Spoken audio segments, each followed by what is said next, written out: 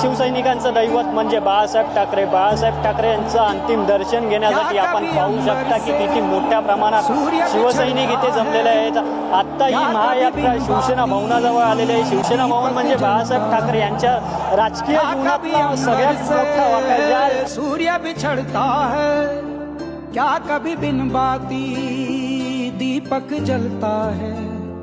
कैसी है ये अनहोनी हर आग हुई हम छोड़ गया जो तू कैसे जिएंगे हम.